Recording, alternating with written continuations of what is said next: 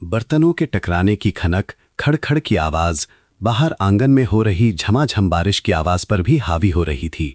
अगरबत्ती की सुगंध भोजन की महक में घुल मिल गई थी, जिसे श्राद्ध का एक उबुद्ध माहौल होना चाहिए था। लेकिन अब अधूरे भोज के बीच केवल दमघोटू तनाव था।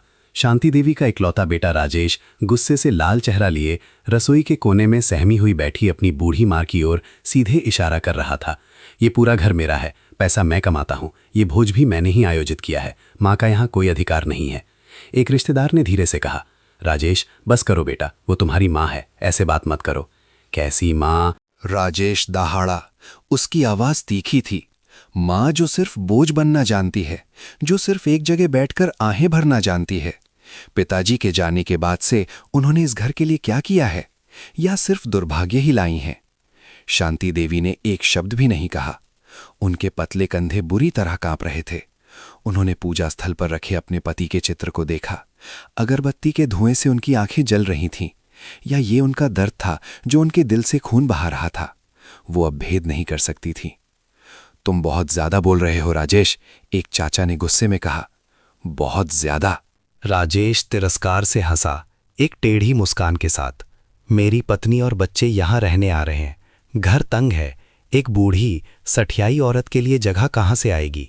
मैं आप सबको बता दूं, आज इस घर में मेरी माँ का आखिरी दिन है। ये कहकर राजेश कमरे में भागा। शांति देवी का पुराना घिसा पिटा कपड़े का थैला खींच लाया और उसे सीधे आंगन के बीच में फेंक दिया। ठंडी बारिश में कुछ पुराने कपड़े झटके से बिखर गए। एक फटी पुरानी डायरी भी छिटककर दूर जा गिरी। जाओ, मेरी नज़रों से दूर हो जाओ, इतना लंबा जीकर बच्चों को क्यों परेशान कर रही हो? ये शब्द शांति देवी के दिल में एक चाकू की तरह चुभ गए। वो लड़खड़ाते हुए उठी। ना तो राजेश को देखा, ना ही रिश्तेदारों की सहानुभूति भरी नजरों को। वो बस चुपचाप आंगन में चली गईं, बारिश को अपने चेहरे और पीठ पर बरसने दिया। उन्होंने झुककर अपना एक एक सामान उठाया, कांपते हाथों से उन्हें वापस कपड़े के थैले में ठूसा। उनकी भूरी पुरानी साड़ी भीगकर उनकी झुकी हुई पीठ से चिपक गई थी। किसी की भी बाहर आकर उन्हें रोकने की हिम्मत नहीं हुई। वे राजेश से डरते थे, वे झामेले से डरते थे। फुसफुसाहट शुरू हो गई। बेचारी शांति देवी, राजेश सचमुच एक नालायक बेटा है, लेकिन अब क्या कर सकते हैं, ये उसका घर है। शांति देवी ने सब सुना, लेकिन वो रोई नहीं। आंसू अंदर ही अंदर बहकर खारे हो गए थे। उन्होंने थैला अपने कंधे पर डाला, उस घर को आखिरी बार देखा जिसे उन्होंने अपनी पूरी जिंदगी से संवारा था।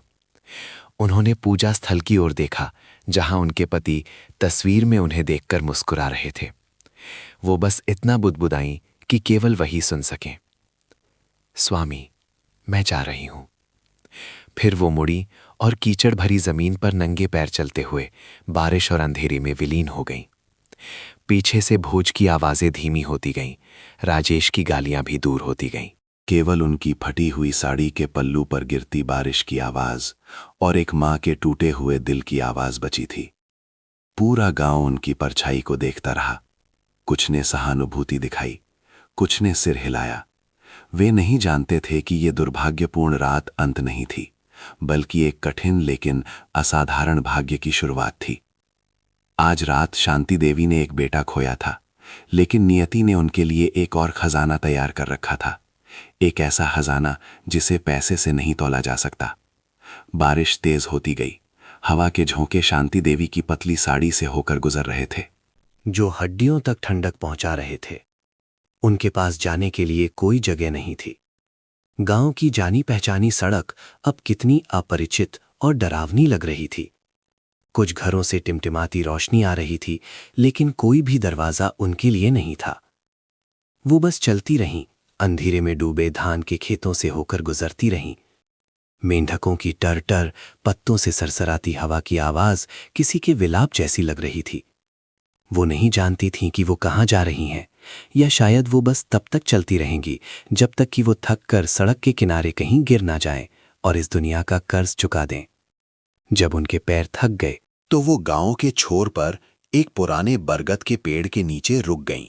विशाल बरगद का पेड़ अपनी घनी पत्तियों के साथ एक विशाल छतरी की तरह उन्हें ठंडी बारिश की बूंदों से बचा रहा था। वो नीचे बैठ गईं, अपने कपड़े के थैले को कसकर गले से लगा लिया, जो अब उनकी एकमात्र संपत्ति थी। अपमान और दर्द का ज्वार उठा और वो रो पड़ी। उनकी सिसकियां सुनसान रात में गूंज उठीं। स्वामी, आप मुझे इतनी जल्दी क्यों छोड़ गए? आप मुझे अपने साथ क्यों नहीं ले गए? निराशा में डूबी वो अचानक चौंक गईं। ऐसा लगा जैसे बारिश की आवाज में कुछ बहुत धीमी, बहुत कमजोर आवाज मिली हो। वाह वाह। उन्होंने अपनी सांस रोककर फिर से सुना। ये स्पष्ट रूप से एक बच्चे के रोने की आवाज थी। उन्होंने अंधेरे में चारों ओर देखा। रोने की आवाज पेड़ के उस कोने से आ रही थी जहां जंगली झाड़ियों का एक घना झुरमुट था। वो टटोलते हुए आगे बढ़ी, अपने हाथों से नुकीले पट्टों को हटाया। उनका दिल जैसे धड़कना बंद हो गया। एक छोटी सी बांस की टोकरी में एक लाल नवजात शिशु लेटा हुआ था, जिसे बस एक पतले कपड़े में लपेटा गया था, जो बारिश के पानी से पूरी तरह भीग चुका था। बच्चा ठंड और भूख से बुरी तरह रो रहा था। उसकी रोने की आवाज कमजोर होती जा रही थी। हे भगवान! शांति देवी कांपते हुए बोली, एक और दुखी आत्मा। उन्होंने जल्दी से बच्चे को उठाया। उसका शरीर बर्फ की तरह ठंडा था। उन्होंने बिना किसी झिझक के अपनी एकमात्र साड़ी का पल्लू फाड़ा, भले ही वो भी नम था, और बच्चे को कसकर लपेट लिया। फिर उसे अपनी छाती से लगाकर अपने शरीर की बची खुची गर्मी से उसे गर्म करने की कोशिश की। बच्चे ने शायद गर्मी महसूस की। उसका रोना धीमा हो गया, केवल हल्की सिसकियां बची थीं। उसने अपना सिर उनकी छाती में घुसा दिया। उसके छोटे छोटे होठ दूध की तलाश में चूसने लगे। चुप हो जा मेरे बच्चे, चुप हो जा। शांति देवी ने उसे थपथपाया। उनकी आंखों से फिर आंसू बह निकले, लेकिन इस बार ये खुद के लिए नहीं, बल्कि अपने हाथों में इस नन्हे जीव के लिए दया से था। उन्होंने चारों ओर देखा, कोई भी नहीं था। कौन इतनी बेरहमी से एक निर्दोष बच्चे को इस तूफानी रात में छोड़ सकता है? शायद उनकी भी कोई मजबूरी रही होगी जो वे कह नहीं सकते, लेकिन कारण जो भी हो, अपने बच्चे को इस तरह छोड़ना एक अपराध है। बच्चे, तुम्हारी किस्मत इतनी खराब क्यों है? वो बुदबुदाईं। खैर, मैं भी बेघर हूं। दादी पोता हम दोनों एक ही हाल में हैं, एक दूसरे का सहारा बनकर जिएंगे। उन्होंने बच्चे को अपनी बाहों में कस लिया। उसकी गर्मी ने जैसे उन्हें एक अजीब सी ताकत दी। अब उन्हें अकेलापन महसूस नहीं हो रहा था, ना ही वो हार मानना चाहती थी। उन्हें जीना था, इस नन्हे जीव की रक्षा के लिए जीना था। उन्होंने आगे घने अंधेरे में देखा। वो नहीं जानती थीं कि कल क्या होगा। वो नहीं जानती थीं कि वो बच्चे को क्या खिलाएंगी, लेकिन वो एक बात जानती थीं, वो उसे कभी नहीं छोड़ेंगी। जीवन के तूफानी रात में दो दुखी आत्माएं एक दूसरे को मिल गई थीं। जैसे ही सुबह हुई, शांति देवी बच्चे को लेकर गांव के आखिरी छोर पर नदी के किनारे की बंजर जमीन पर गईं। वो सरपंच से मिली। उनकी आवाज में विनती थी, सरपंच जी, क्या आप मुझे नदी के किनारे की इस बंजर जमीन पर एक झोपड़ी बनाने की इजाजत देंगे? मेरे पास अब घर नहीं है। सरपंच ने उस परेशान बूढ़ी औरत और उसके हाथों में नवजात बच्चे को देखा और एक लंबी सांस ली। राजेश के घर की कल रात की कहानी पूरा गांव जानता था। आप वहां जा सकती हैं, वो बंजर जमीन ही है, लेकिन आप उस बच्चे के साथ कैसे जिएंगी?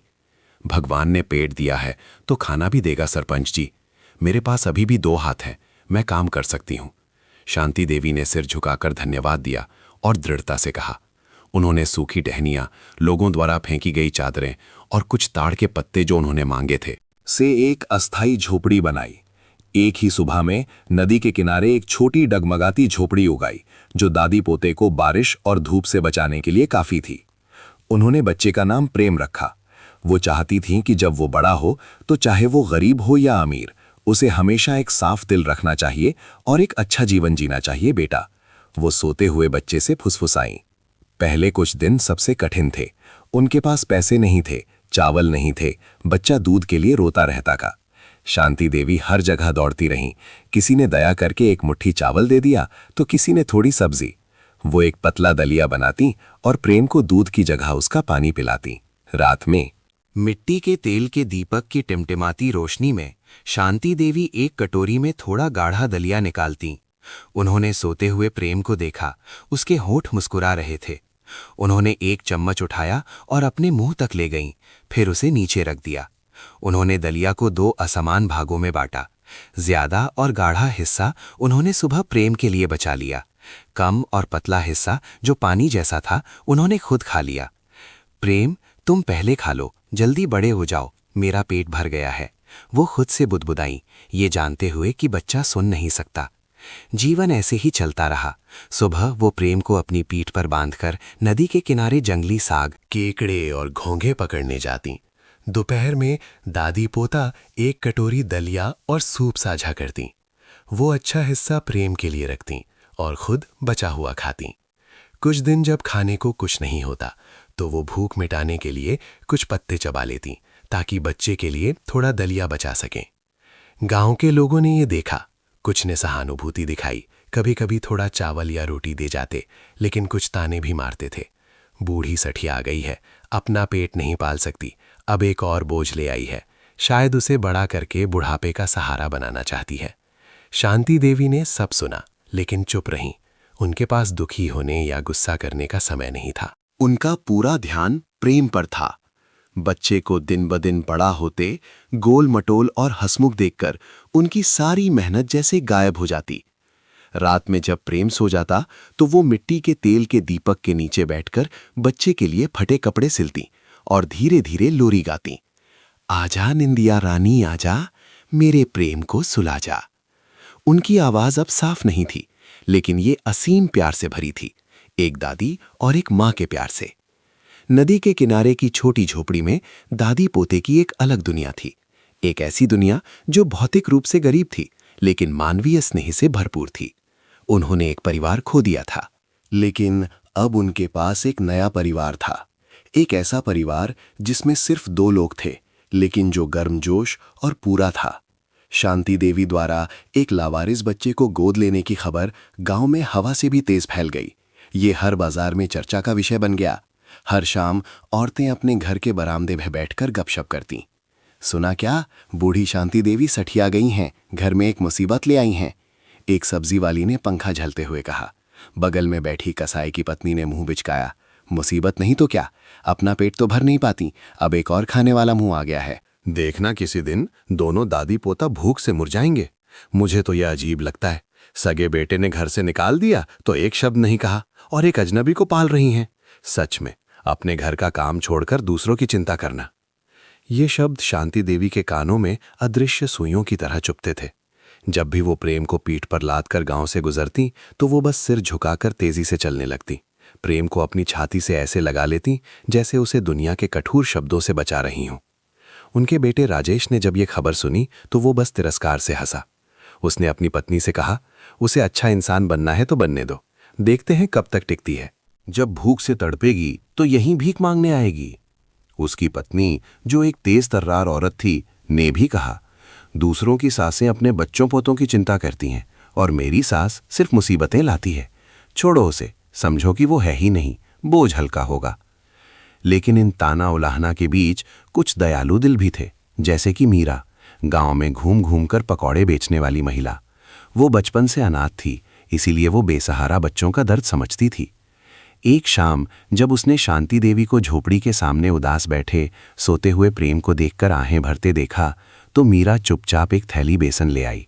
दादी, ये मैं आपके लिए लाई हूँ। मैंने देखा है कि आपके हाथों में जादू है। आप कुछ पकौड़े बनाकर बाजार में बेचने की कोशिश क्यों नहीं करती? कुछ पैसे आएंगे तो दादी पोते का गुजारा हो जाएगा। शांति देवी ने ऊपर देखा, उनकी आंखें नम थीं। उन्होंने मीरा का हाथ पकड़ लिया, कांपते हुए कहा, बेटी, तुम्हारा ये एहसान मैं कैसे चुकाऊंगी?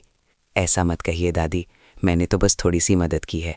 आप समझिए कि मैंने ये बच्चे के लिए किया है। मीरा ने प्रेम को देखकर प्यार से मुस्कुराया। उस दिन से दादी पोते के जीवन ने एक नया मोड़ लिया। दिन में शांति देवी अभी भी साग तोड़ने और केकड़े पकड़ने जाती। रात में मिट्टी के तेल के दीपक के नीचे वो मेहनत से आटा गूंथती और पकौड़े बनाती। उनके कठोर झुर्रीदार हाथ अब तेजी से छोटे छोटे सुंदर पकौड़े बना रहे थे। अगली सुबह वो प्रेम को पीठ पर लादकर पकौड़ों की टोकरी सिर पर रखकर गांव के बाजार के एक कोने में बैठ जाती। शुरू में कोई नहीं खरीदता था, वे अभी भी उन्हें जिज्ञासा और शक की नजरों से देखते थे। लेकिन फिर किसी ने एक खाकर देखा और उसे पकौड़े स्वादिष्ट, कुरकुरे और घर जैसे लगे तो उसने और खरीदे। इस तरह एक से दूसरे के मुंह तक बात फैल गई और उनकी टोकरी खाली होने लगी। पहले दिन उन्होंने कुछ रुपए कमाए।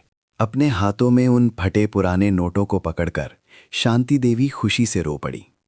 उन्होंने तुरंत कुछ अच्छे चावल और थोड़ा सा मांस खरीदा और प्रेम के लिए एक स्वादिष्ट खिचड़ी बनाई। बच्चे को मज़े से खाते देखकर शांति देवी मुस्कुराईं। उन्होंने दुनिया के ताने उलाहना की परवाह नहीं की।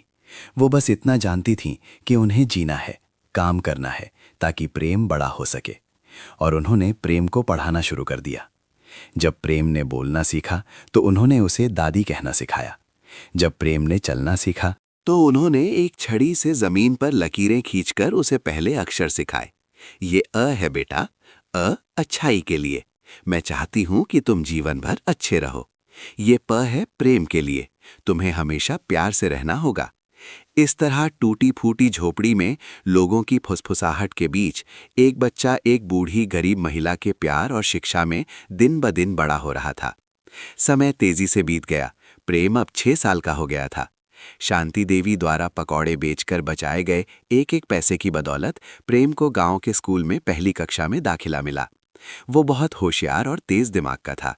जो भी पढ़ता था उसे याद हो जाता था। स्कूल में टीचर जो भी पढ़ाती थीं वो घर आकर दादी को सुनाता था। लेकिन प्रेम की स्कूल की खुशी अधूरी थी। वो जल्द ही अपने दोस्तों के मजाक का निशाना बन गया। प्रेम अनाथ है, प्रेम के माँ बाप नहीं हैं। तुम एक लावारिस बच्चे हो जिसे एक बूढ़ी औरत ने उठाया है। तुम्हारा घर एक फटी हुई झोपड़ी में है। तुम्हारे शरीर से पकौड़ों की गंध आती है। बच्चों के ये क्रूर शब्द चाहे अनजाने में कहे गए हों या जानबूझकर प्रेम के नन्हे दिल पर चाकू की तरह लगते थे। शुरू में प्रेम जवाब देता था, लेकिन जितना वो जवाब देता वे उतना ही उसे चिढ़ाते। धीरे धीरे प्रेम ने बस चुप रहना सीख लिया। अपना सिर झुकाकर जमीन को देखता रहता और उन शब्दों को अपने चारों ओर गूंजने देता। एक शाम प्रेम स्कूल से घर आया। उसका चेहरा उदास था। उसने कुछ नहीं कहा, बस अपना चेहरा दादी की गोद में छिपा लिया। उसके कंधे कांप रहे थे। शांति देवी ने धीरे से उसके सिर पर हाथ फेरा।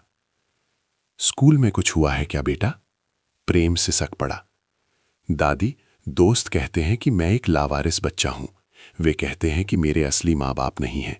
क्या ये सच है दादी? शांति देवी कुछ देर चुप रहीं। वो जानती थीं कि ये दिन आएगा। उन्होंने प्रेम को सीधा बिठाया।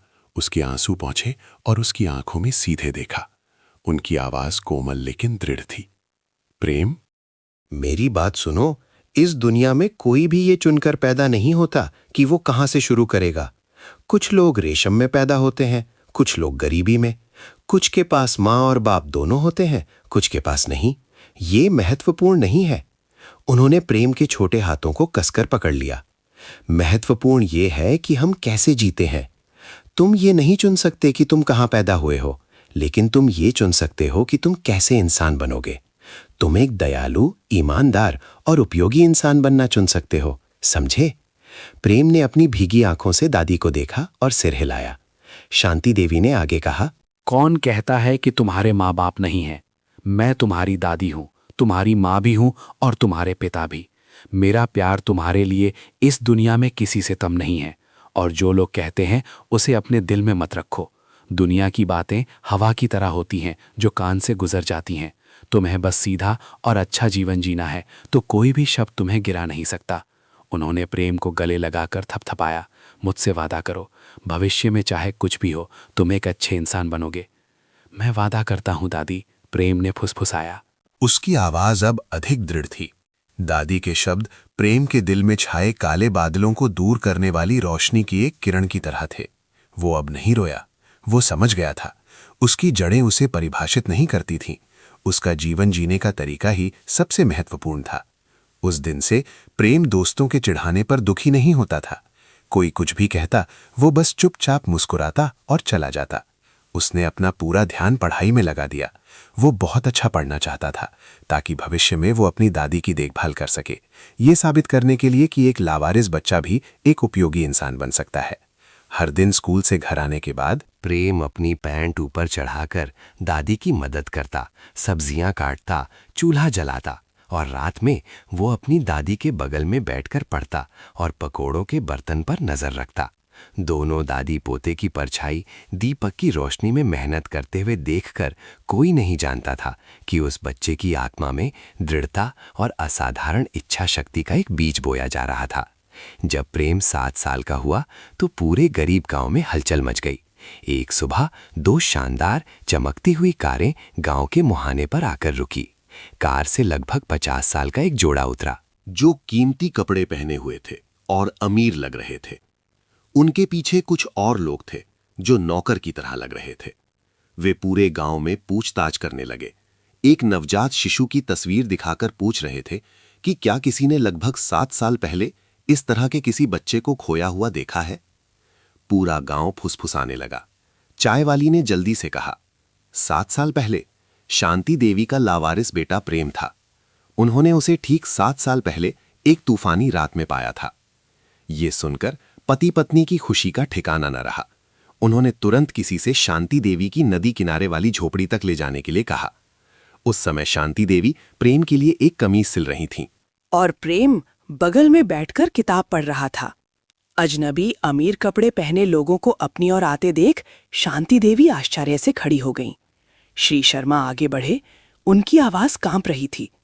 माताजी, हमने सुना है कि 7 साल पहले आपको एक लड़का मिला था। शांति देवी ने उन्हें देखा। उनके दिल में एक बुरी आशंका उठी। उन्होंने सिर हिलाया। हाँ, वो मेरा प्रेम है। श्रीमती शर्मा जल्दी से आगे बढ़ी। उनकी लाल आंखें प्रेम पर टिकी थीं। उन्होंने अपनी जेब से एक पीली पड़ चुकी तस्वीर निकाली और प्रेम के चेहरे से मिलाया। बिल्कुल वैसा ही, मेरे पति के बचपन जैसा। वो सिसक पड़ी। बेटा, क्या तुम मेरे पोते हो? शांति देवी स्तब्ध रह गईं। प्रेम भी हैरान था और समझ नहीं पा रहा था कि क्या हो रहा है। श्री शर्मा ने जल्दी से समझाया, 7 साल पहले मेरी बहू ने समय से पहले बच्चे को जन्म दिया और जन्म के बाद वो गहरे अवसाद में चली गई। एक पल की कमजोरी में वो नवजात बच्चे को लेकर चली गई। हमने उसे हर जगह ढूंढा लेकिन वो नहीं मिली। हमें बस इतना पता चला कि उसने बच्चे को कहीं छोड़ दिया और फिर आत्महत्या कर ली। पिछले 7 सालों से हमने कभी अपने खोए हुए पोते को खोजने की उम्मीद नहीं छोड़ी। मेरा बेटा इस दुख से बीमार पड़ गया और 2 साल पहले गुजर गया। श्रीमती शर्मा ने सिसकते हुए कहा, वो उसकी आखिरी निशानी है माताजी। कृपया हमें अपना पोता वापस लेने दीजिए। शांति देवी ने प्रेम को देखा और फिर अपने सामने खड़े दुखी पति पत्नी को।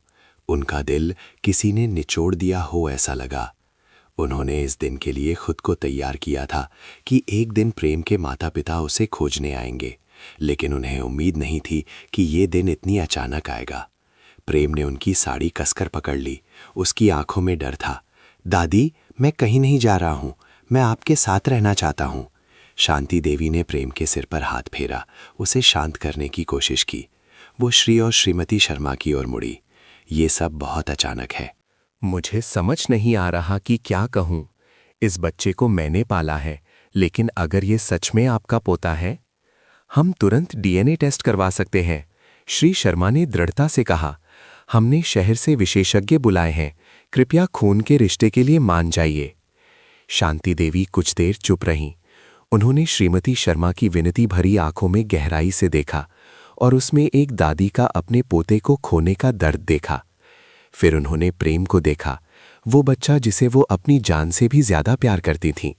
दर्द के बावजूद वो जानती थीं कि वो स्वार्थी नहीं हो सकती।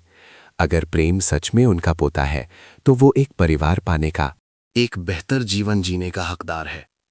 उन्होंने सिर हिलाया। उनकी आवाज भर आ गई। ठीक है, मैं सहमत हूं। प्रेम और श्री शर्मा के बालों के नमूने तुरंत ले लिए गए। पूरी झोपड़ी में सन्नाटा छा गया। श्रीमती शर्मा रोती रहीं और प्रेम को एकटक देखती रहीं। शांति देवी ने प्रेम को कसकर गले लगा लिया, जैसे कि डर हो कि अगर उन्होंने उसे छोड़ दिया तो वो हमेशा के लिए खो जाएगा। कुछ घंटों बाद विशेषज्ञ हाथ में परिणाम लेकर वापस आए। श्री और श्रीमती शर्मा ने अपनी सांस रोक ली। विशेषज्ञ ने उन्हें देखकर सिर हिलाया। मुझे बहुत खेद है। परीक्षण के परिणाम बताते हैं कि लड़के और आपके बीच कोई खून का रिश्ता नहीं है।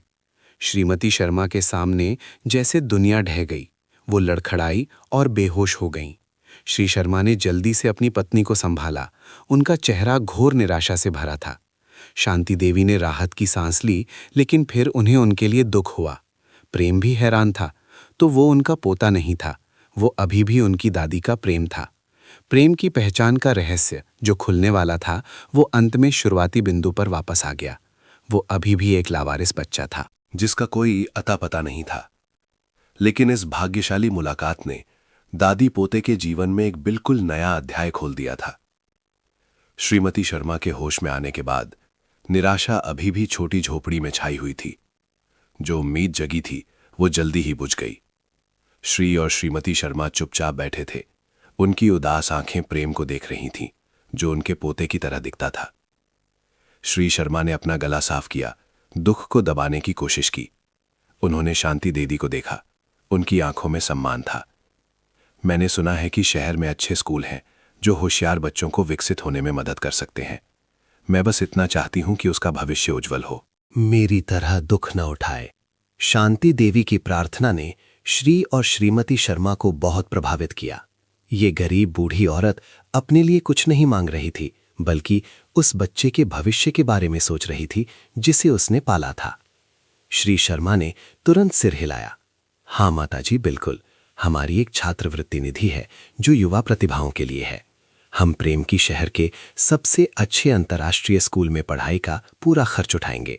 जब तक कि वो विश्वविद्यालय से स्नातक नहीं हो जाता, हम उसे अपने बच्चे की तरह मानेंगे और उसकी देखभाल करेंगे। शांति देवी खुशी से रो पड़ी। उन्होंने श्री शर्मा का हाथ पकड़ लिया। अब मैं संतुष्ट हूँ। मैं आपका धन्यवाद करती हूँ। मैं प्रेम की ओर से आपके इस नेक दिल के लिए धन्यवाद करती हूँ। प्रेम ने दादी की बातें सुनी। वो खुश भी था और चिंतित भी। खुश था क्योंकि वो एक बेहतर जगह पर पढ़ने जा रहा था, और चिंतित था क्योंकि उसे अपनी दादी से दूर जाना था। एक निराशाजनक मुलाकात ने प्रेम के लिए एक नया रास्ता खोल दिया था। शांति देवी ने एक भौतिक संपत्ति को अस्वीकार कर दिया था, लेकिन बदले में अपने पोते के लिए ज्ञान का एक अनमोल खजाना प्राप्त किया था। वो जानती थी कि ये सबसे कीमती चीज थी, प्रेम के जीवन में प्रवेश करने के लिए सबसे मजबूत सहारा। केवल 1 सप्ताह बाद श्री शर्मा ने प्रेम को शहर के स्कूल में भर्ती कराने के लिए गांव में लोगों को भेजा। जिस दिन प्रेम गया, नदी के किनारे की छोटी झोपड़ी विदाई के दुख में डूब गई। शांति देवी पूरी रात जागकर प्रेम के लिए सामान पैक करती रहीं। बस कुछ पुराने कपड़े थे जिन्हें उन्होंने ध्यान से सिल दिया था। एक लगभग पूरी लिखी हुई नोटबुक और कुछ पकौड़े जो उन्होंने रास्ते में खाने के लिए बनाए थे। शानदार कार फिर से गांव के मुहाने पर खड़ी थी। प्रेम ने श्री शर्मा के लोगों द्वारा लाए गए नए कपड़े पहने थे। वो उज्जवल और सुंदर लग रहा था, लेकिन उसका चेहरा उदास था। वो दादी की साड़ी का पल्लू कसकर पकड़े हुए था, छोड़ना नहीं चाहता था।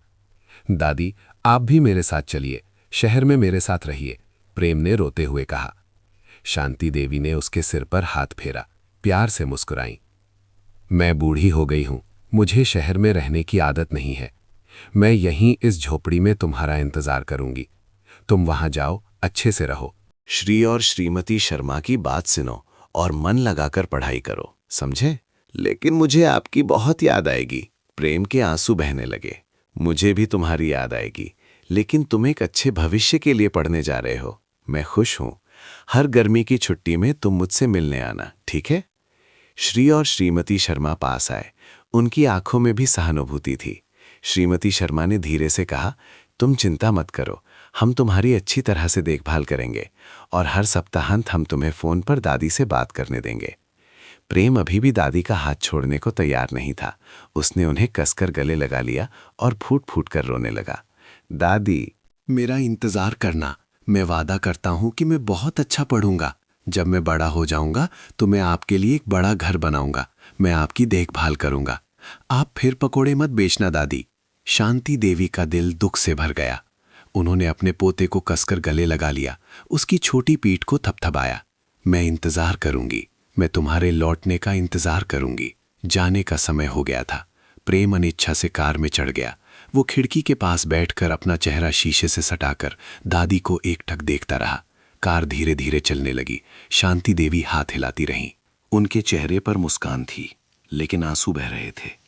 कार की परछाई गांव के बांस के पेड़ों के पीछे गायब हो गई। शांति देवी अभी भी वहीं खड़ी थी, एक मूर्ति की तरह स्थिर। अचानक अकेलापन उन पर हावी हो गया। नदी के किनारे की झोपड़ी में अब वो अकेली रह जाएंगी। अब प्रेम की पढ़ाई की आवाज नहीं होगी, ना ही स्कूल की कहानियां सुनाने की उसकी चहक। गांव के लोग जो देख रहे थे, कुछ ने सहानुभूति में आह भरी। बेचारी बूढ़ी औरत, उसने उसे बड़ा किया और वो चला गया। लेकिन अगर वो पढ़कर कुछ बन जाता है तो ये उसका सौभाग्य है। शांति देवी झोपड़ी में वापस आईं। सब कुछ वैसा ही था, लेकिन प्रेम की अनुपस्थिति। झोपड़ी अचानक ठंडी और बहुत बड़ी लग रही थी। वो चारपाई पर बैठ गईं, प्रेम की पुरानी नोटबुक उठाई। उसके टेढ़े मेढ़े अक्षर देखकर वो रो पड़ी, लेकिन वो ज्यादा देर नहीं रोईं। उन्होंने अपने आंसू पोंछे और उठ खड़ी हुईं। उन्हें स्वस्थ रहना था। उन्हें अपनी सेहत का ध्यान रखने के लिए पकौड़े बेचना जारी रखना था, ताकि वो प्रेम के लौटने का इंतजार कर सके। बच्चे का वादा कि वो उनकी देखभाल करेगा उनके लिए जीने और उम्मीद करने का सबसे बड़ा प्रेरणा स्रोत था। उस दिन से लोग अभी भी शांति देवी को गांव के बाजार के कोने में अपनी पकौड़ों की टोकरी के साथ मेहनत करते हुए देखते थे। वो और पतली हो गई थी, उनकी पीठ और झुक गई थी, लेकिन उनकी आंखों में हमेशा एक उम्मीद, एक इंतजार की चमक रहती थी। वो अपने पोते का इंतजार कर रही थी, उस भविष्य का जिसके लिए उन्होंने अपना सब कुछ दांव पर लगा दिया था। जबकि शांति देवी और प्रेम का जीवन एक नए अध्याय में प्रवेश कर रहा था, गांव के मुहाने पर एक सुंदर पक्के घर में राजेश दुख में डूबता जा रहा था। अपनी मां को निकालने के बाद राजेश अपनी पत्नी और बच्चे को शहर से ले आया। वो खुश था कि अब वो आराम से रहेगा, एक बूढ़ी मां के बोझ से मुक्त। लेकिन जीवन वैसा नहीं था जैसा उसने सोचा था। उसकी पत्नी को ऐशो आराम में रहने की आदत थी। गांव आकर उसे मेहनत करना पसंद नहीं था। पति पत्नी में लगातार झगड़े होने लगे। ये घर गंदा और देहाती है, तुमने मुझे यहाँ क्यों बुलाया? अगर तुम नहीं करोगी तो कौन करेगा? क्या मैं तुम्हारी सेवा करूं? अगर तुम इतने काबिल हो तो ज्यादा पैसे कमाओ और नौकर रखो, मुझसे ये देहाती काम करने को मत कहो। राजेश ने व्यापार में हाथ आजमाया, लेकिन उसका स्वभाव रूखा था। वो शराब पीता था और धोखा देता था, इसलिए जल्द ही उसे व्यापार में घाटा हो गया। कर्ज बढ़ता गया, कर्जदार पैसे मांगने आने लगे, पैसे नहीं थे। पति पत्नी में और झगड़े होने लगे। एक शाम एक तीखी लड़ाई के बाद राजेश की पत्नी अपने बच्चे को लेकर और अपना बैग उठाकर मायके चली गई। जाते जाते एक कड़वी बात कहना नहीं भूली, तुम जैसे लोग जो अपनी सगी मां के साथ ऐसा करते हैं वे कभी तरक्की नहीं कर सकते। मैं और मेरा बेटा जा रहे हैं, तुम यहीं रहो और अकेले कर्ज चुकाओ। राजेश स्तब्ध रह गया। उसने कभी नहीं सोचा था कि उसकी ये हालत होगी। पत्नी और बच्चा चले गए, कर्ज में डूबा हुआ। वो निराश होकर दिन रात शराब में डूबा रहता। पड़ोस के लोग जो पहले उसका सम्मान करते थे, अब उसे मुश्किल में देखकर उससे दूर रहने लगे। कोई भी उससे उलझना नहीं चाहता था। और फिर सबसे बुरा हुआ, एक सुबह लोगों ने राजेश को फर्श पर बेहोश पाया। उसका मुंह टेढ़ा हो गया था, वो बोल नहीं पा रहा था, उसे लकवा मार गया था। लकवे ने राजेश को आधा अपंग बना दिया। उसे चलने के लिए बैसाखी का सहारा लेना पड़ता था और उसकी बोली लड़खड़ाने लगी थी। सुंदर घर अब ठंडा और गंदा हो गया था, क्योंकि कोई देखभाल करने वाला नहीं था। उसे सब कुछ खुद ही बड़ी मुश्किल से करना पड़ता था। एक भोजन पकाना, एक कपड़ा धोना भी एक सजा बन गया था। जब वो खाली घर में अकेला लेटा रहता तो राजेश पुराने दिनों को याद करने लगता। उसे माँ के हाथ का बना गर्मा गर्म खाना याद आता। उसे माँ की सलाह याद आती जब भी वो कहीं दूर जाता, और उसे अपने पिता के श्राद्ध की वो रात याद थी जब उसने बेरहमी से अपनी मां को गाली दी, उसका सामान फेंका और उसे घर से बाहर निकाल दिया था। जाओ, इतना लंबा जीकर बच्चों को क्यों परेशान कर रही हो? ये शब्द अब उसके कानों में एक श्राप की तरह गूंजते थे। उसने कभी चाहा था कि उसकी मां मर जाए ताकि वो बोझ से मुक्त हो जाए। अब वो ना तो जी रहा था ना मर रहा था, जो मौत से भी बदतर था। क्या ये कर्म का फल है? उसने गांव वालों से सुना था कि शांति देवी को प्रेम मिला और फिर उसे शहर में पढ़ने के लिए भेज दिया गया। वो बस तिरस्कार से हंसा, लेकिन उसके दिल में एक ईर्ष्या और कड़वाहट की भावना उठी। उसकी मां, जिसे उसने त्याग दिया था, एक अजनबी बच्चे पर अपना सारा प्यार लुटा रही थी, और वो उसका सगा बेटा। पूरी दुनिया ने उससे मुंह मोड़ लिया था। शारीरिक दर्द उसे उतना नहीं सताता था जितना कि उसके अंतर मन का पश्चाताप। उसे पछतावा होने लगा। वो अपनी मां के पास जाना चाहता था, एक बार माफी मांगना चाहता था, लेकिन उसमें हिम्मत नहीं थी। वो उनका सामना करने से डरता था। वो उनकी आंखों से डरता था। वो उनकी चुप्पी से डरता था, जो हजारों डांट से भी बदतर थी। इस तरह राजेश अपने ही घर में एक परछाई की तरह रहता था। अकेलापन, बीमारी और पछतावा उसे हर दिन खाए जा रहा था। वो नहीं जानता था कि उसके जीवन का सबसे बड़ा सबक अभी शुरू ही हुआ था। 3 साल पलक झपकते ही बीत गए। शांति देवी अब बहुत बूढ़ी और कमजोर हो गई थीं। उनके बाल रुई की तरह सफेद हो गए थे, उनकी पीठ झुक गई थी।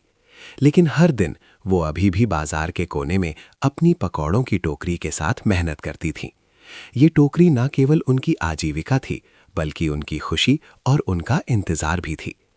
उस दिन हमेशा की तरह गांव का बाजार शोरगुल से भरा था।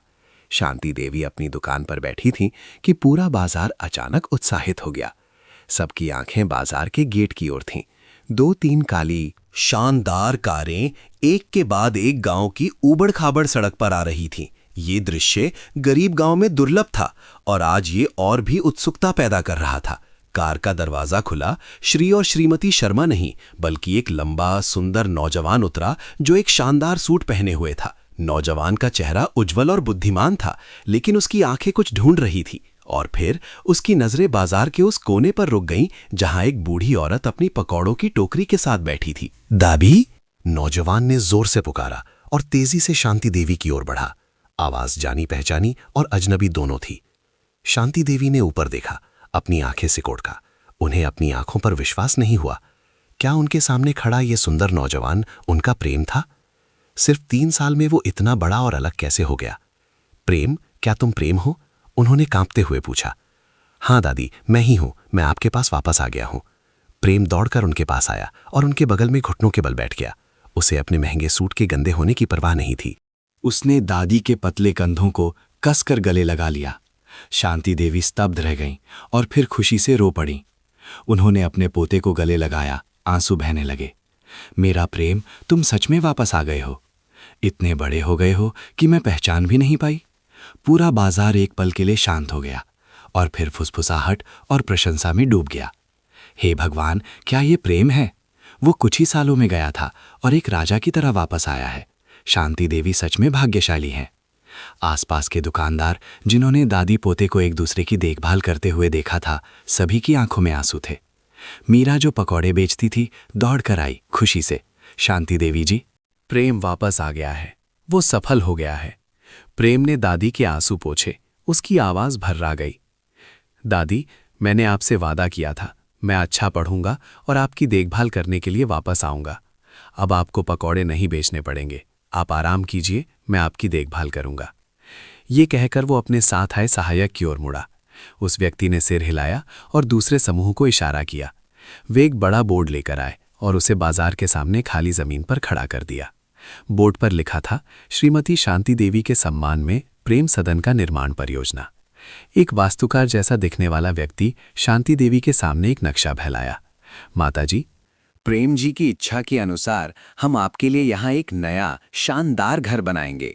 घर में सभी आधुनिक सुविधाएं होंगी, एक बगीचा, एक तालाब, ताकि आप अपना बुढ़ापा शांति से बिता सकें। शांति देवी हैरान थीं।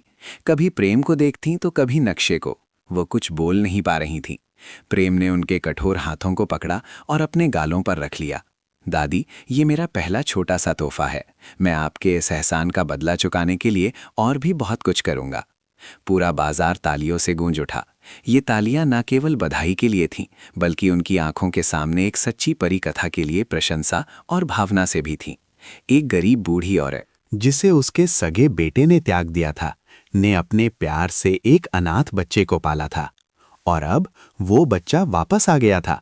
एक ऐसा उपहार लेकर आया था जिसने सभी को खुशी के आंसू रुला दिए थे। शांति देवी का नया घर कुछ ही महीनों में तेजी से बन गया। ये एक सुंदर 3 कमरों का पक्का घर था, जो हरे भरे पेड़ों से घिरे एक बगीचे के बीच में स्थित था। शांति देवी नए घर में चली गईं, लेकिन उन्हें अभी भी ऐसा लग रहा था जैसे वो एक सपने में है। उस रात दादी पोते घर के बरामदे में चमकीले चांद के नीचे बैठे थे। प्रेम ने खुद एक गरम कप चाय बनाई और दादी को दी। दादी, ये पीजिए, आपको अच्छा लगेगा। शांति देवी ने एक घूंट चाय पी। अपने पोते को देखा, जो अब एक परिपक्व, जिम्मेदार नौजवान बन गया था। उनके दिल में गर्व की भावना भर गई। प्रेम, मुझे सच बताओ, सिर्फ 3 साल में तुमने इतने बड़े काम कैसे कर लिए? तुमने मेरे लिए घर बनाने के लिए पैसे कहाँ से लाए? प्रेम मुस्कुराया और दादी को प्यार भरी नजरों से देखा। वो जानता था कि अब सच बताने का समय आ गया है। दादी, ये एक लंबी कहानी है, प्रेम ने बताना शुरू किया। पता चला कि शहर जाने के बाद अपनी असाधारण बुद्धिमत्ता, विशेष रूप से गणित और प्रोग्रामिंग में के कारण प्रेम जल्द ही स्कूल का सबसे होशियार छात्र बन गया। उसकी प्रतिभा ने एक बड़ी प्रौद्योगिकी कंपनी का ध्यान आकर्षित किया, जिसका एक कार्यक्रम युवा प्रतिभाओं को खोजने और पोषित करने के लिए था। उन्होंने मुझे अपने विशेष कार्यक्रम में शामिल कर लिया। मैंने सबसे अच्छे प्रोफेसरों से सीखा और मैंने उनके साथ कुछ सॉफ्टवेयर, कुछ प्रौद्योगिकी अनुप्रयोग विकसित किए। उनमें से एक अप्रत्याशित रूप से सफल रहा, प्रेम ने विनम्रता से कहा। लेकिन शांति देवी समझ गईं कि उसने जो किया वो निश्चित रूप से आसान नहीं था। श्री और श्रीमती शर्मा ने न केवल मुझे पढ़ाया, बल्कि उन्होंने मेरे संरक्षक के रूप में मेरे द्वारा उन परियोजनाओं से कमाए गए धन का प्रबंधन करने में भी मदद की। उन्होंने कहा कि मेरे पास प्रतिभा है, लेकिन मुझे सफलता से पहले गिरने से रोकने के लिए नैतिक आधार देने वाली आप हैं। प्रेम ने दादी का हाथ पकड़ा। उसकी आवाज भावुक हो गई। दादी, मैं आपके सिखाए गए शब्दों को कभी नहीं भूला। कोई भी ये चुनकर पैदा नहीं होता कि वो कहां से शुरू करेगा, बस तुम्हें एक अच्छा जीवन जीना है। ये शब्द हमेशा मेरे दिल में रहे हैं। जब भी मैं किसी महत्वपूर्ण निर्णय का सामना करता हूं, मुझे आपकी सलाह याद आती है। उसने शांति देवी की आंखों में गहराई से देखा। उसकी आवाज भर्रा गई। उन्होंने मुझसे पूछा, तुम्हें इतनी मेहनत करने की प्रेरणा कहां से मिलती है? मैंने बस जवाब दिया, क्योंकि मैंने अपनी दादी से वादा किया है कि मैं उनकी देखभाल करने के लिए वापस आऊंगा। मुझे जल्दी सफल होना है ताकि मेरी दादी को एक और दिन भी मेहनत न करनी पड़े। शांति देवी के गालों पर फिर से आंसू बहने लगे। उन्हें उम्मीद नहीं थी कि उनके सरल देहाती उपदेशों में इतनी बड़ी ताकत होगी। तुम बुद्धिमान और प्रतिभाशाली हो, ये भगवान का दिया हुआ है, उन्होंने कहा। प्रेम ने सिर हिलाया। नहीं दादी, अगर उस तूफानी रात में आपने मुझे नहीं उठाया होता तो मैं इस दुनिया में नहीं होता। अगर आपकी आधी बाटी हुई दलिया की कटोरियां नहीं होती, अगर जमीन पर अक्षरों के पाठ नहीं होते, अगर आपका बिना शर्त प्यार नहीं होता, तो मैं भी एक आवारा बच्चा होता, या इससे भी बदतर, बहुत पहले मर गया होता। वो घुटनों के बल बैठ गया और अपना सिर दादी की गोद में रख दिया, जैसे वो बचपन में करता था।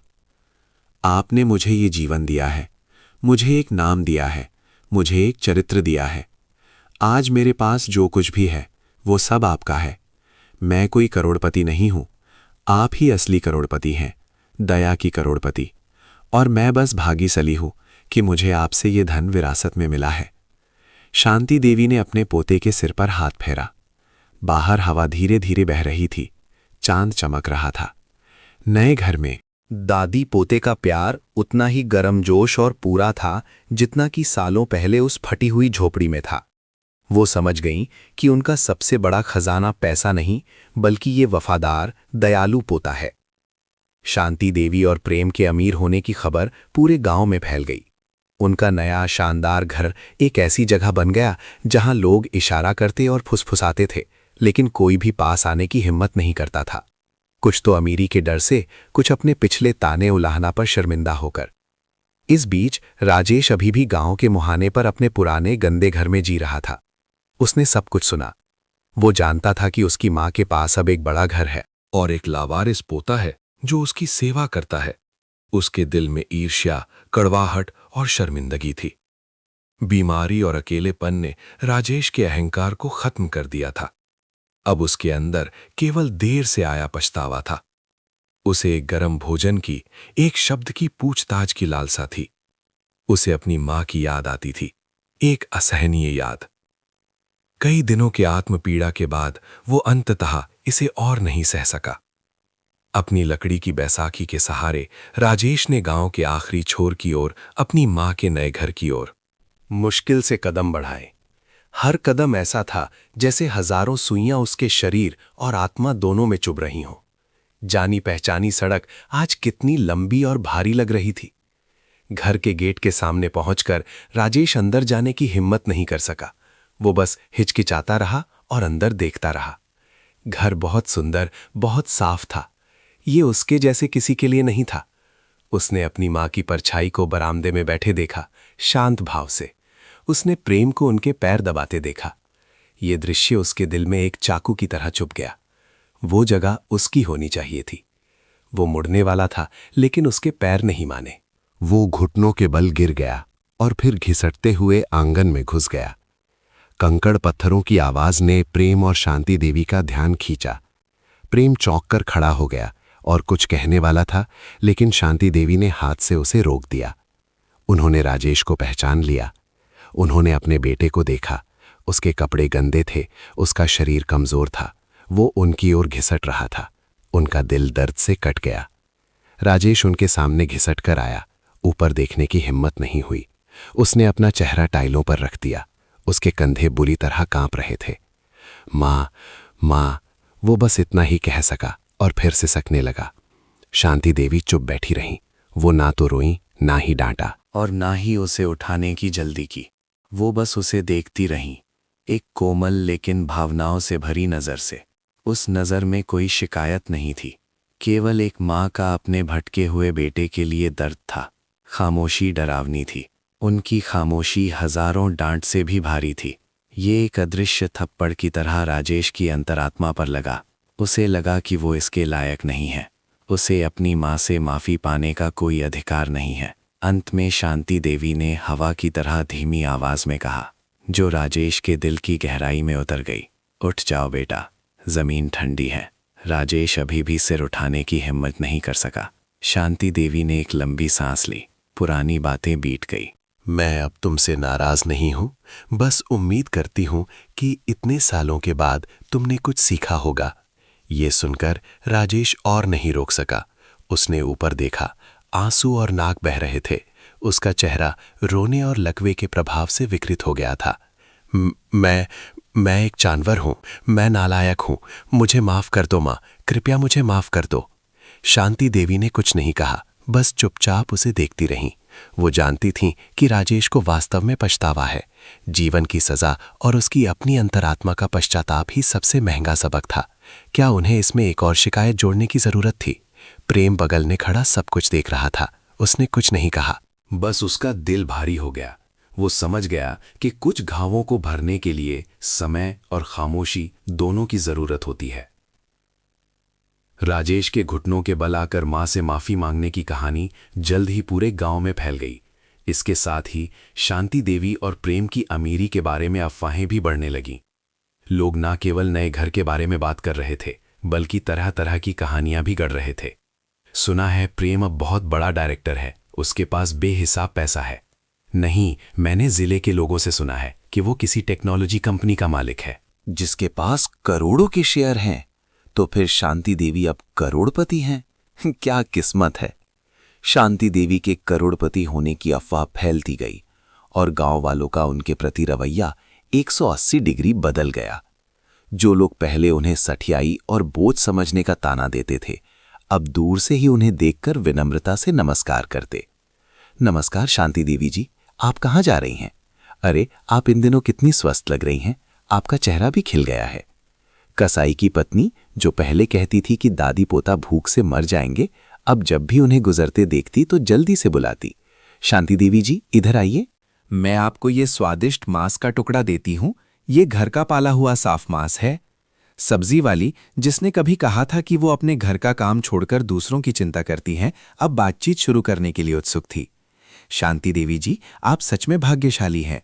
अच्छे लोगों के साथ अच्छा ही होता है। आपका पोता प्रेम सचमुच एक हीरा है, इतना काबिल और इतना वफादार। आपने उसे बहुत अच्छी परवरिश दी है।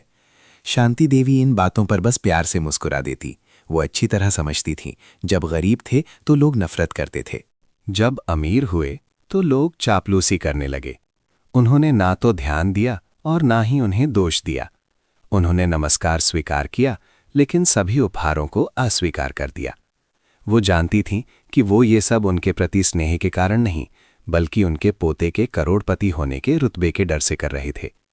प्रेम ने ये देखकर एक बार अपनी दादी से कहा, दादी, वे इतनी जल्दी कैसे बदल सकते हैं? पहले वे हमारे साथ ऐसा व्यवहार नहीं करते थे। शांति देवी ने अपने पोते के सिर पर हाथ फेरा और शांति से समझाया, बेटा, दुनिया ऐसी ही है। लोगों का दिल भी पानी की धारा की तरह है, कभी साफ, कभी गंदा, कभी भरा, कभी खाली। हम उन्हें नहीं बदल सकते।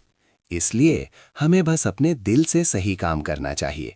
जो हमारे साथ अच्छा है, हमें उसे याद रखना चाहिए, और जो अच्छा नहीं है, हमें उससे नफरत नहीं करनी चाहिए।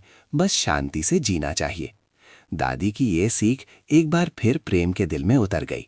वो समझ गया कि भौतिक संपत्ति दूसरों का रवैया बदल सकती है, लेकिन आत्मा की संपत्ति ही वो चीज है जो इंसान को वास्तव में सम्मान दिलाती है। इस बीच राजेश अपने पुराने घर में माँ के बारे में अफवाहें सुनकर और भी शर्मिंदा हो गया। वो जानता था कि उसकी माँ के पास अब सब कुछ है और उसने सब कुछ खो दिया है। इस क्रूर विरोधाभास ने उसे अपनी गलतियों का और भी अधिक एहसास कराया। उसने अपनी माँ को परेशान करने की हिम्मत नहीं की, बस चुपचाप पछतावे में रहता, अपने दर्द को चबाता। छोटा सा गांव एक बूढ़ी औरत और एक बच्चे के कारण अचानक शोरगुल से भर गया। उनकी कहानी एक किंवदंती बन गई, कर्म के नियम, प्रेम और एक चमत्कारी बदलाव का एक सबक। लेकिन बहुत कम लोग समझते थे कि शांति देवी के लिए वो कभी करोड़पति नहीं थी। उनका सबसे बड़ा खजाना बस उनका वफादार पोता और एक शांत दिल था। शांति देवी और प्रेम की कहानी की प्रसिद्धि केवल छोटे से गांव तक ही सीमित नहीं रही। ये गांव की सीमाओं को पार कर शहर के पत्रकारों और टेलीविजन निर्माताओं तक पहुंच गई। उन्हें ये एक प्रेरणादायक कहानी लगी, इच्छा शक्ति और दया का एक चमकदार उदाहरण। एक दिन एक प्रांतीय टेलीविजन चैनल की एक फिल्म क्रू एक रिपोर्ट बनाने के लिए गांव आई। वे मुख्य पात्र शांति देवी का साक्षात्कार करना चाहते थे। साक्षात्कार उनके नए घर के बरामदे में ही किया गया। शांति देवी अभी भी अपनी साधारण भूरी साड़ी में थी, शांति से एक बेंत की कुर्सी पर बैठी थी। चारों ओर कैमरे, रोशनी और बहुत सारे जिज्ञासु गांव वाले खड़े थे। एक युवा सुंदर रिपोर्टर उनके सामने बैठी और बातचीत शुरू की। माताजी, हमें पता चला है कि आपकी और प्रेम की कहानी बहुत मार्मिक है। क्या आप दर्शकों को बता सकती हैं कि आपको उन कठिन वर्षों से गुजरने और प्रेम को एक अच्छा इंसान बनाने में किस चीज ने प्रेरणा दी? शांति देवी प्यार से मुस्कुराईं। उनकी आवाज धीमी और स्पष्ट थी। मेरी प्रेरणा बहुत सरल थी बेटी, ये प्यार था। जब आप किसी से सच्चा प्यार करते हैं तो आपके पास सब कुछ करने की ताकत आ जाती है। रिपोर्टर ने सिर हिलाया और पूछना जारी रखा। सवाल कठिन जीवन, दादी पोते की यादों के इर्द गिर्द घूमते रहे। शांति देवी ने सब कुछ सच्चाई से बताया, बिना किसी लाग लपेट या शिकायत के। उनकी कहानी ने फिल्म क्रू और देखने वाले गांव वालों दोनों को भावुक कर दिया। फिर रिपोर्टर एक महत्वपूर्ण सवाल पर आई, एक ऐसा सवाल जिसका जवाब सभी लोग, यहां तक कि गांव वाले भी जानने के लिए उत्सुक थे। माताजी, मैं एक थोड़ा निजी सवाल पूछने की इजाजत चाहती हूं। कई साल पहले आपको आपके सगे बेटे ने घर से निकाल दिया था। अब जब आप अतीत को देखती हैं तो क्या आपको उससे कोई नफरत या पछतावा महसूस होता है? पूरा माहौल शांत हो गया। सबकी आंखें शांति देवी पर टिकी थीं। उनके जवाब का इंतजार कर रही थीं। उन्होंने सोचा कि वो कहेंगी कि उन्हें नफरत है या माफी के बारे में कोई दर्शन देंगी। राजेश दूर एक कोने में छिपा खड़ा था। उसका दिल भी जोर जोर से धड़क रहा था। शांति देवी एक पल के लिए चुप रहीं। उन्होंने कैमरे में नहीं देखा, बल्कि गांव के मुहाने पर उस बरगद के पेड़ की ओर देखा जहां उन्होंने प्रेम को पाया था। फिर वो रिपोर्टर की ओर सीधे देखने के लिए मुड़ी। उनके होठों पर एक हल्की मुस्कान थी। उन्होंने सिर हिलाया, नहीं, मुझे ना तो नफरत है ना ही पछतावा। सब हैरान थे। उन्होंने आगे कहा, उनकी आवाज अजीब तरह से शांत थी, क्योंकि अगर उस दिन मुझे घर से नहीं निकाला गया होता तो मैं उस तूफानी रात में कैसे भटकती? और अगर मैं उस तूफानी रात में नहीं भटकती तो मैं एक बच्चे के रोने की आवाज कैसे सुनती? और अगर मैं वो रोने की आवाज नहीं सुनती? वो रुकी। उनकी आंखों में असीम खुशी की चमक थी। तो मुझे प्रेम कैसे मिलता? उनके जवाब ने सभी को स्तब्ध कर दिया। रिपोर्टर का गला भर आया। वो कुछ नहीं कह सकी। गांव वाले सन्न रह गए। उन्हें विश्वास नहीं हो रहा था कि शांति देवी ने अपने जीवन की सबसे दर्दनाक त्रासदी को एक बड़ी खुशी की शुरुआत में बदल दिया था। उन्होंने इसे दर्द के रूप में नहीं, बल्कि एक अवसर के रूप में देखा। दूर कोने में राजेश ने अपनी मां के हर शब्द को सुना। वो घुटनों के बल गिर गया, अपने दोनों हाथों से अपना चेहरा ढक लिया। आंसू बारिश की तरह बहने लगे। मां के शब्दों में कोई शिकायत नहीं थी, लेकिन वे हजारों चाकुओं की तरह उसके दिल और जिगर में चुभ गए। उसने अपनी मां को असहनीय दर्द दिया था, फिर भी मां की आंखों में वो दर्द ही वो रास्ता था जो उन्हें खुशी की ओर ले गया। उनकी महानता ने उसके अपराध को और भी भारी बना दिया। रिपोर्टर ने खुद को संभालने की कोशिश की। उसकी आवाज कांप रही थी। धन्यवाद माताजी, आपके जवाब के लिए धन्यवाद।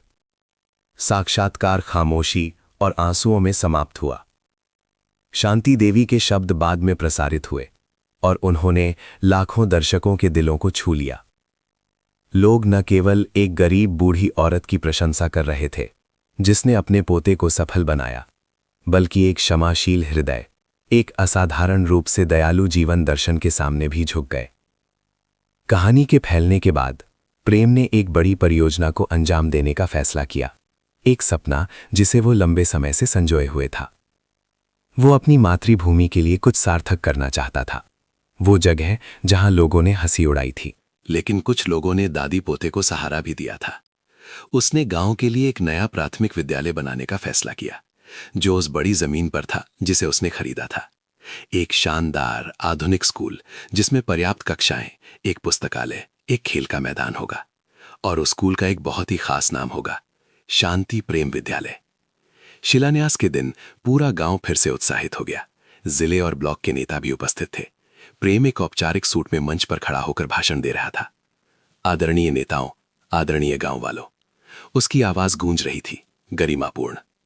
आज मैं यहां एक निवेशक के रूप में नहीं, बल्कि इस भूमि के एक बेटे के रूप में खड़ा हूं। मैं एक अनाथ बच्चा था जिसका कोई सहारा नहीं था।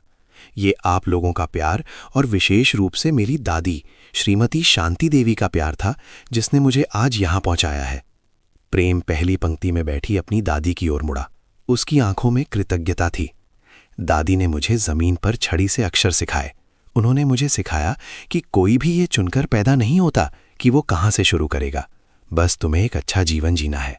मैं हमेशा उस सीख को याद रखता हूं और आज मैं ये स्कूल बनाना चाहता हूं ताकि हमारे गांव का कोई भी बच्चा वंचित न रहे, ताकि हर बच्चे को एक बेहतर शुरुआत मिल सके, उसने आगे कहा। उसकी आवाज भावुक थी। स्कूल का नाम शांति प्रेम होगा। शांति मेरी दादी का नाम है। ये प्यार और बिना शर्त बलिदान का प्रतीक है। प्रेम एक साफ दिल है, वो नैतिकता है जो दादी ने मुझे सिखाई है। मुझे उम्मीद है कि इस स्कूल में प्रवेश करने वाले सभी छात्र न केवल ज्ञान सीखेंगे, बल्कि दया और अच्छाई के बारे में भी सीखेंगे। तालियों की गड़गड़ाहट गूंज उठी। सभी प्रेम के नेक दिल से प्रभावित थे। प्रेम ने घोषणा की कि ये स्कूल गांव के सभी बच्चों के लिए पूरी तरह से मुफ्त होगा। इतना ही नहीं, स्कूल में एक अपनी रसोई होगी जो बच्चों को पौष्टिक दोपहर का भोजन प्रदान करेगी, ताकि कोई भी बच्चा भूखे पेट स्कूल न जाए। ये घोषणा एक बम की तरह थी जिसने पूरे माहौल को उड़ा दिया। मुफ्त स्कूल और दोपहर का भोजन भी, ये कुछ ऐसा था जिसके बारे में गरीब गांव वालों ने कभी सपने में भी नहीं सोचा था। कई माता पिता खुशी से रो पड़े। एक पेड़ के झुरमुट के पीछे से बहुत दूर एक कोने से राजेश चुपचाप सब कुछ देख रहा था। उसने पास आने की हिम्मत नहीं की। उसने अपनी मां को पहली पंक्ति में सम्मानपूर्वक बैठे देखा। उनका चेहरा खुशी से चमक रहा था। उसने प्रेम को देखा, वो बच्चा जिसे उसने कभी तुच्छ समझा था। अब वो पूरे गांव के कल्याण के लिए महान कार्य कर रहा था। उसने बड़े बोर्ड को देखा जिस पर शांति प्रेम विद्यालय लिखा था। ये नाम एक पुष्टि की तरह था। उसकी मां का प्यार और प्रेम की सफलता एक साथ मिलकर एक अमर प्रतीक बन गए थे, और वो, उसका सगा बेटा, इस गौरवशाली तस्वीर से पूरी तरह बाहर था। वो एक फालतू, एक अदृश्य व्यक्ति था। राजेश की आंखें लाल हो गईं। वो अब ईर्ष्या से नहीं रोया, बल्कि शर्म से रोया, ये महसूस करते हुए कि उसने सबसे कीमती चीजें खो दी हैं। वो मुड़ा और धीरे धीरे अपने ठंडे घर की ओर चला गया। उसकी परछाई मिट्टी की सड़क पर लंबी हो गई। अकेली और दयनीय। शांति प्रेम विद्यालय का निर्माण हुआ और वो चालू हो गया, जिससे पूरे गांव में एक नई जान आ गई। बच्चों की हंसी, पढ़ने की आवाज हर दिन गूंजती, गरीब गांव के उदास माहौल को दूर करती। शांति देवी और प्रेम पूरे गांव में सम्मानित हो गए, लेकिन जितना अधिक उनकी प्रशंसा होती, राजेश उतना ही अपनी हीन भावना और अपराध बोध के खोल में सिकुड़ता जाता। उसकी बीमारी दिन ब दिन बढ़ती जा रही थी। लकवे ने गंभीर प्रभाव छोड़े थे, जिससे उसका चलना फिरना और भी मुश्किल हो गया था। पुराना घर अब एक जेल से कम नहीं था, जो उसे अकेलेपन और बीमारी में कैद रखता था। कोई भी उससे मिलने नहीं आता था। पड़ोसी अपने जीवन में व्यस्त थे। शराब पीने वाले दोस्त भी बहुत पहले दूर हो गए थे। वो पूरी तरह से अलग थलग था। लंबी रातों में वो अपनी चारपाई पर अकेला लेटा रहता, बाहर बगीचे में झींगरों की आवाज सुनता। घबराहट और आत्मपीड़ा उसे घेरे रहती। वो मौत के बारे में सोचता, लेकिन वो मरने से डरता। वो मरने के बाद अपने पिता से मिलने से डरता। उसे नहीं पता था कि वो क्या कहेगा। उसे किसी से बात करने की लालसा थी। उसे अपनी माँ की बहुत याद आती थी। एक शाम कुछ गिलास शराब पीने के बाद उसने कांपते हुए अपना पुराना फोन निकाला। उसने प्रेम का नंबर ढूंढा, जो उसने गांव के किसी व्यक्ति से चुपके से लिया था। उसने फोन मिलाया, लेकिन फिर काट दिया। उसने फिर मिलाया और फिर काट दिया। उसमें हिम्मत नहीं थी। वो अपनी माँ का हालचाल पूछना चाहता था, लेकिन प्रेम की आवाज सुनने से डरता था। अंत में अकेलेपन ने डर पर काबू पा लिया। उसने कॉल बटन दबाया। उसका दिल जोर जोर से धड़क रहा था। दूसरी तरफ से प्रेम की गर्मजोशी और विनम्र आवाज आई, हेलो, मैं सुन रहा हूं। राजेश चुप रहा। उसका गला रुंध गया। वो एक शब्द भी नहीं बोल सका। वो पूछना चाहता था कि माँ कैसी हैं, लेकिन शब्द उसके गले में अटक गए। हेलो, कौन बोल रहा है? प्रेम ने धैर्यपूर्वक फिर से पूछा। राजेश अभी भी चुप था। वो बस फोन को कसकर पकड़े हुए था, अपनी हांफती सांसों को दबाने की कोशिश कर रहा था। अगर कोई कुछ नहीं बोल रहा है तो मैं फोन काट रहा हूं। यह सुनकर राजेश घबरा गया। वो इस एकमात्र संपर्क को खोने से डर गया। उसने अपना मुंह खोलने की कोशिश की, लेकिन जो कुछ भी निकला वो केवल एक सिसकी थी। और फिर वो रो पड़ा। वो एक बच्चे की तरह रोया, लाचारी, दर्द और गहरे पश्चाताप का रोना। वो कुछ नहीं कह सका, बस फोन पर रोता रहा। दूसरी तरफ प्रेम चुपचाप सुनता रहा। उसने अनुमान लगा लिया था कि ये कौन है। उस रोने में बहुत दर्द था। उसने कुछ नहीं कहा, फोन नहीं काटा, बस चुपचाप उस आदमी को अपना दिल हल्का करने दिया। कुछ देर बाद राजेश ने खुद ही फोन काट दिया। उसने अपना चेहरा मेज पर रख दिया। उसका शरीर ढीला पड़ गया। उस रोने ने उसकी बची खुची ताकत भी छीन ली थी। उसे लगा कि वो कितना दयनीय है। नए घर में प्रेम ने फोन नीचे रखा। उसका दिल भारी था। उसने अपनी दादी को टीवी देखते हुए देखा। वो उन्हें बताने की हिम्मत नहीं कर सका। वो जानता था कि कुछ दर्द ऐसे होते हैं जो माफ कर दिए जाने के बाद भी सुलगते रहते हैं, और उन्हें ठीक करने के लिए एक विशेष दवा की जरूरत होती है। और शायद अब वो दवा लाने का समय आ गया था। अगली सुबह प्रेम ने शांति देवी को पिछली रात के फोन के बारे में बताया। उसने कुछ नहीं छिपाया, बस इतना कहा कि राजेश ने फोन किया था और बहुत रोया था। शांति देवी ये सुनकर कुछ देर के लिए चुप हो गईं। उन्होंने कुछ नहीं कहा, बस उठकर रसोई में चली गईं। उन्होंने प्रेम द्वारा खरीदे गए सबसे अच्छे चावल निकाले, उन्हें साफ धोया और एक सफेद दलिया पकाने लगीं। उन्होंने दलिया को बहुत देर तक पकाया, जब तक कि चावल के दाने पूरी तरह से घुल न जाएं। उन्होंने थोड़ा नमक, थोड़ा अच्छा घी मिलाया और फिर एक कटोरी में निकाला। प्रेम, तुम घर पर रहो, मैं अकेले जाऊंगी, शांति देवी ने कहा और खुद दलिया की कटोरी लेकर अपना पल्लू सिर पर डालकर गांव के मुहाने की ओर चल पड़ी। प्रेम ने उनकी परछाई को देखा। उसके दिल में असीम सम्मान भर गया। उनकी मातृत्व की भावना को किसी शर्त की जरूरत नहीं थी। वो किसी भी गलती से बाधित नहीं होती थी। शांति देवी अपने पुराने घर में दाखिल हुईं। सीलन और बदबू की गंध उनकी नाक में चढ़ गई। घर गंदा और ठंडा था। राजेश बिस्तर पर सुकड़ा हुआ लेटा था, बुखार से कांप रहा था।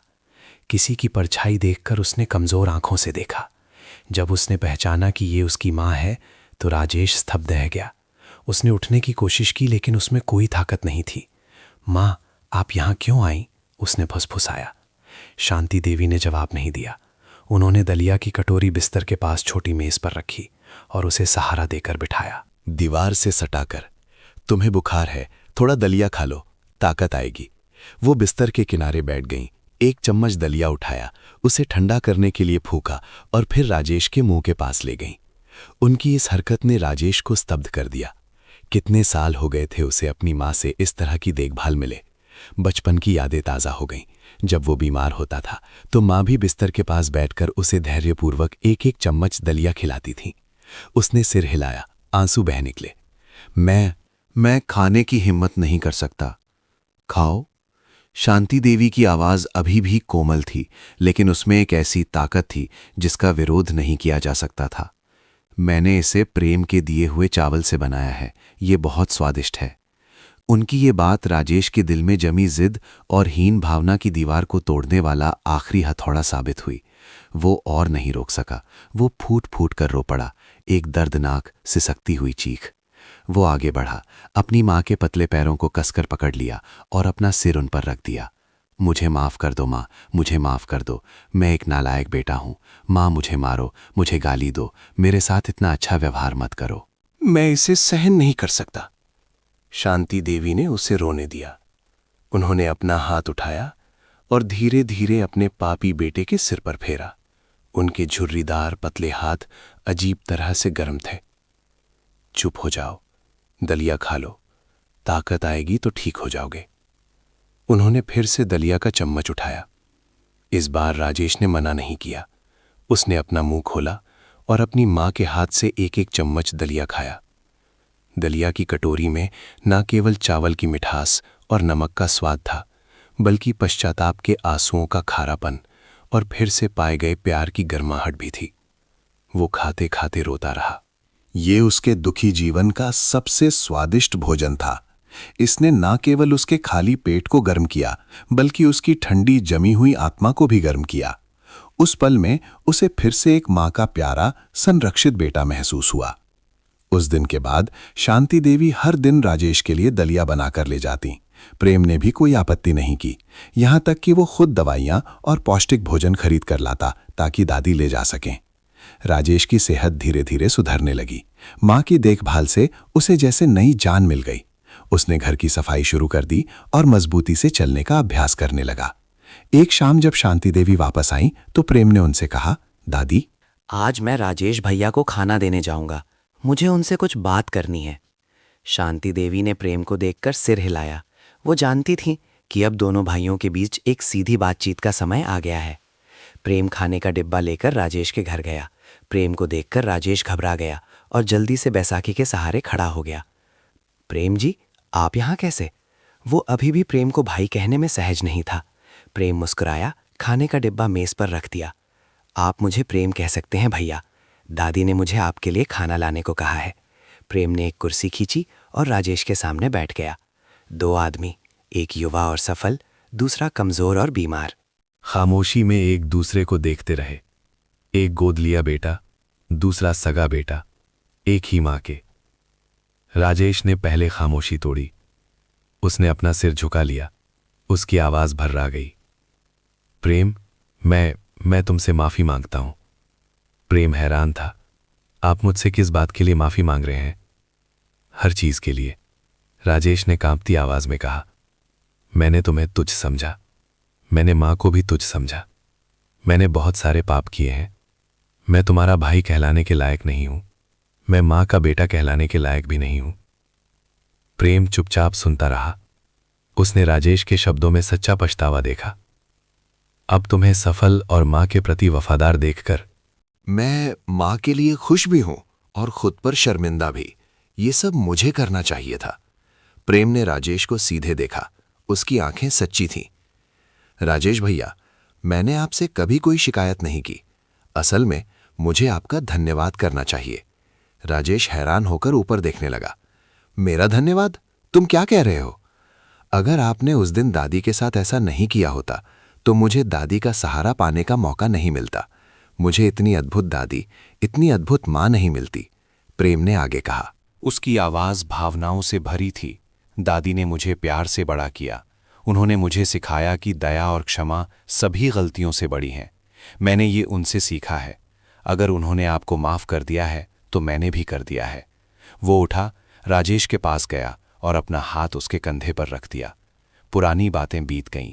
महत्वपूर्ण ये है कि वर्तमान और भविष्य क्या है। दादी बूढ़ी हो गई हैं। उनकी सबसे बड़ी इच्छा अपने बच्चों को एक साथ प्यार से रहते देखना है। उन्होंने मुझे प्यार से पाला है। अब हमारी बारी है कि हम मिलकर उनकी देखभाल करें भैया। प्रेम के ये शब्द सुनकर राजेश और नहीं रोक सका।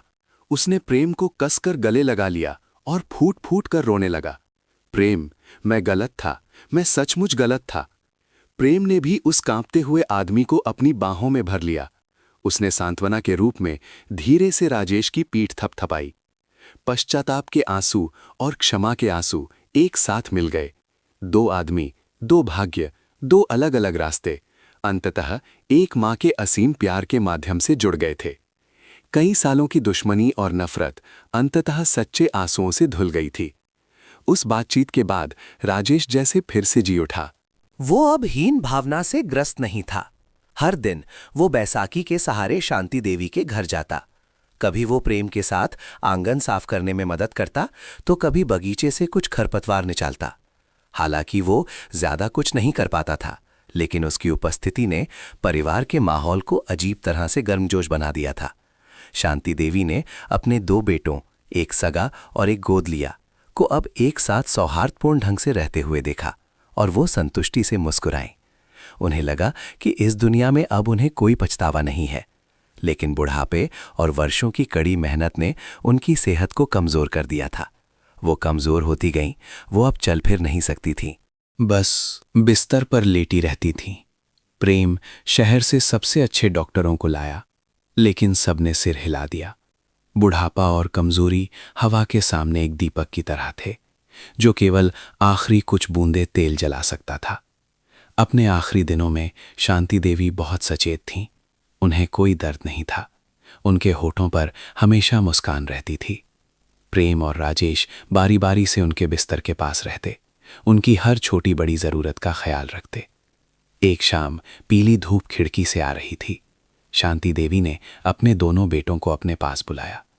प्रेम, राजेश, इधर आओ। दोनों जल्दी से बिस्तर के पास घुटनों के बल बैठ गए और उनके पतले हाथों को पकड़ लिया। उन्होंने पहले राजेश को देखा। उनकी आवाज कमजोर लेकिन कोमल थी।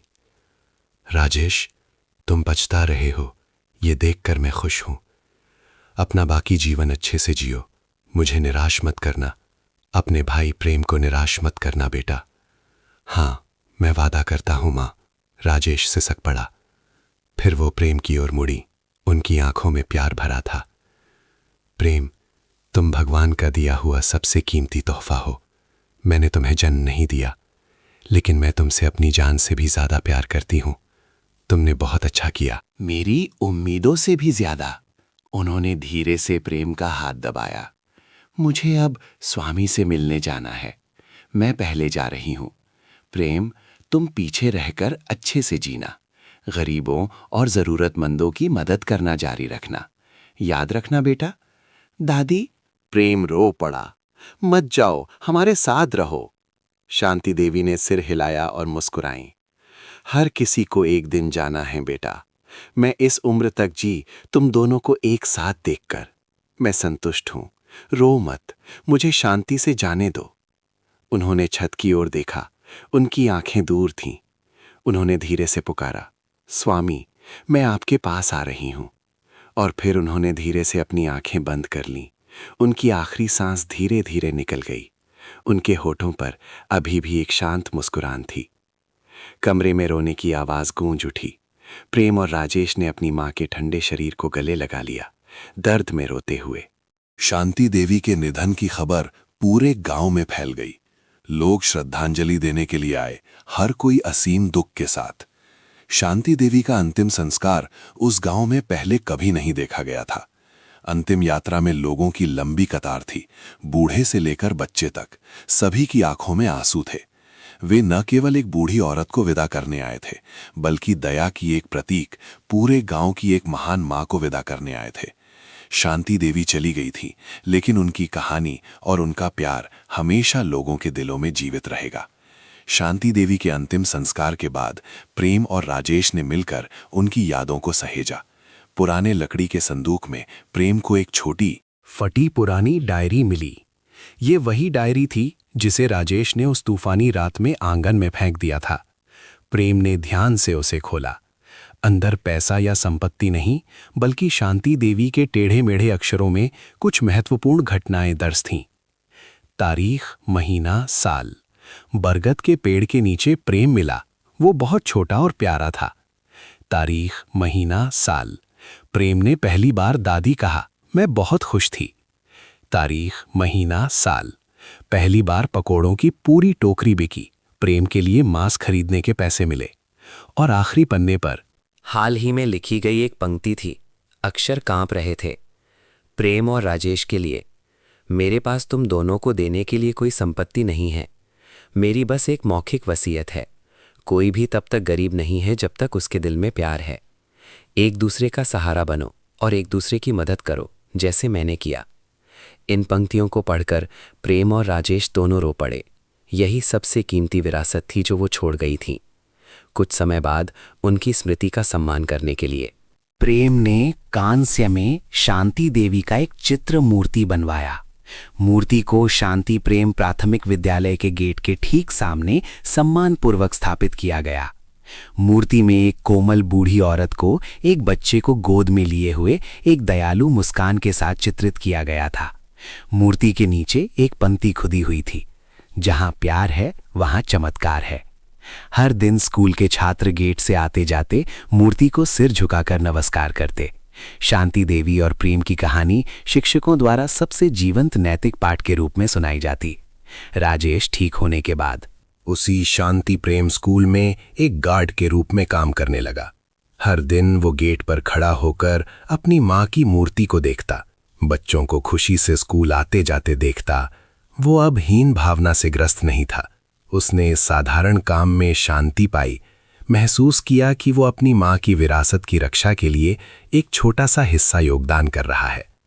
प्रेम ने अपनी कंपनी का विकास जारी रखा, लेकिन उसने अपने मुनाफे का एक बड़ा हिस्सा शांति प्रेम फाउंडेशन नामक एक धर्मार्थ निधि की स्थापना के लिए समर्पित कर दिया, जो देश भर में अनाथ बच्चों और बेसहारा बुजुर्गों की मदद करता था। वो कई जगहों पर गया, कई लोगों से मिला, लेकिन उसके दिल में शांति देवी की परछाई और नदी के किनारे की झोपड़ी अभी भी सबसे शांतिपूर्ण जगह थी। शांति देवी की कहानी अब गरीबी से करोड़पति बनने की एक चमत्कारी कहानी नहीं रह गई थी। ये मानवीयता का, दया की शक्ति का एक गीत बन गई थी, जो दिलों को बदल सकती है और भाग्य को भी बदल सकती है। एक शाम सूर्यास्त के समय प्रेम और राजेश शांति देवी की मूर्ति के सामने एक साथ खड़े थे। राजेश ने सच्ची आवाज में कहा, धन्यवाद भाई, मुझे जीवन में एक और मौका देने के लिए धन्यवाद। प्रेम ने सिर हिलाया, मुस्कुराया और मूर्ति की ओर देखा। हमें दादी का धन्यवाद करना चाहिए।